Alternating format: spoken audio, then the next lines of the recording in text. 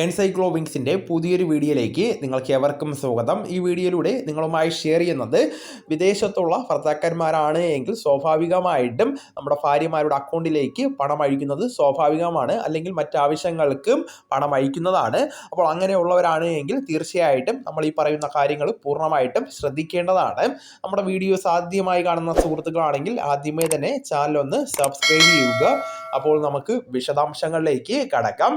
നിങ്ങൾ എല്ലാ മാസവും ഭാര്യയുടെ അക്കൗണ്ടിലേക്ക് പണം അയക്കാറുണ്ട് എങ്കിൽ നിങ്ങളുടെ വീട്ടു ചെലവുകൾക്കോ അവരുടെ വ്യക്തിപരമായിട്ടുള്ള ആവശ്യങ്ങൾക്കോ ഇതൊരു സാധാരണമായിട്ടുള്ള കാര്യമാണെന്ന് നമുക്ക് അറിയാവുന്നതാണ്. പക്ഷേ ഈ പണം നിങ്ങളുടെ ഭാര്യ എങ്ങനെ ഉപയോഗിക്കുന്നു എന്നതിനെ ആശ്രയിച്ച് ചിലപ്പോൾ നിങ്ങൾക്ക് ഒരു ഇൻകം ടാക്സ് നോട്ടീസ് വരുന്നതാണ്. എന്തുകൊണ്ടാണ് ഇത് സംഭവിക്കുന്നത് എന്ന് നമുക്ക് പരിശോധിക്കാം. ഇൻകം ടാക്സ് നിയമത്തിലെ ക്ലബിംഗ് പ്രൊവിഷൻ എന്നൊരു വകുപ്പ് കാരണമാണ് ഇത് ഉണ്ടാകുന്നത്. പേര് കേട്ട് പേടിക്കേണ്ട ആവശ്യമില്ല. സംഭവം വളരെ സിമ്പിളാണ്. നിങ്ങൾ ഭാര്യയ്ക്ക് നൽകുന്ന പണം അവർ ചിലവാക്കുകയോ അല്ലെങ്കിൽ വെറുതെ സേവിങ്സ് അക്കൗണ്ടിൽ സുരക്ഷിതമാക്കുകയോ ചെയ്താൽ പ്രശ്നം ഉണ്ടായിരിക്കുന്നതല്ല, ടാക്സും വരുന്നതല്ല. പക്ഷേ ആ പണം അവർ എവിടെയെങ്കിലും നിക്ഷേപിച്ചാലോ, ഉദാഹരണത്തിന് ഒരു മ്യൂച്വൽ ഫണ്ടിലോ അല്ലെങ്കിൽ ഒരു ഫിക്സഡ് ഡെപ്പോസിറ്റിലോ നിക്ഷേപിച്ചാൽ അവിടെയാണ് പ്രശ്നം ഉണ്ടാകുന്നത്. നിങ്ങൾ നൽകിയ പണം ഭാര്യ ഒരു FDയിലാണ് നിക്ഷേപിക്കുകയാണെങ്കിൽ അതിൽ നിന്ന് ഒരു വർഷം 10,000 രൂപ പലിശ ഇനത്തിൽ കിട്ടിയെന്ന് കരുതുക. ഈ ഒരു 10,000 രൂപ നിങ്ങളുടെ വരുമാനമായിട്ടാണ് ഇൻകം ടാക്സ് വകുപ്പ് കണക്കാക്കുന്നത്.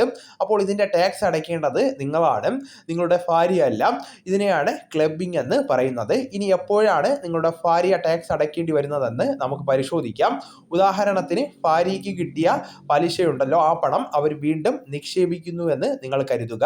അതായത് വരുമാനത്തിൽ നിന്നുള്ള വരുമാനം, അത് രണ്ടാമത്തെ നിക്ഷേപത്തിൽ നിന്ന് കിട്ടുന്ന ലാഭത്തിൻ്റെ ടാക്സ് അടയ്ക്കേണ്ടത് നിങ്ങളുടെ ഭാര്യയാണ്. അത് അവരുടെ സ്വന്തം വരുമാനമായി കണക്കാക്കുന്നതാണ്.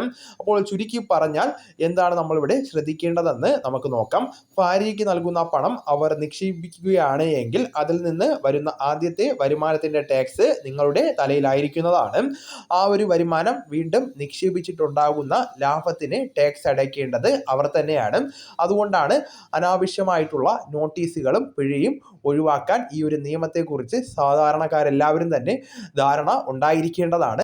സംശയമുണ്ട് എങ്കിൽ നിങ്ങൾ ഇക്കാര്യം ഒരു ഇൻകം ടാക്സ് വിദഗ്ധനുമായിട്ട് സംസാരിക്കുന്നത് ഉചിതമാണ്.